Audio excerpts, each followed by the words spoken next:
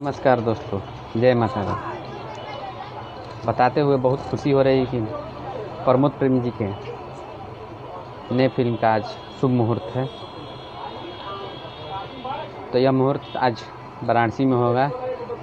अब बहुत ही ज़बरदस्त इस फिल्म का नाम है। इस फिल्म का नाम है माँ कसम।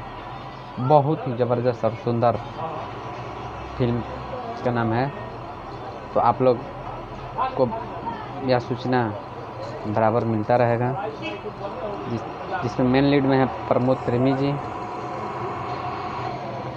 प्रोड्यूसर हैं राजा बाबू, डायरेक्टर हैं रामजी पटेल, म्यूजिक डायरेक्टर है कृष्णा बेदर्दी जी, PRO संजय भूषण पटियाला जी। तो आप यह एक बहुत ही सुंदर और ज़बरदस्त फिल्म का शूटिंग चालू हो रहा है। तो आज उस फिल्म का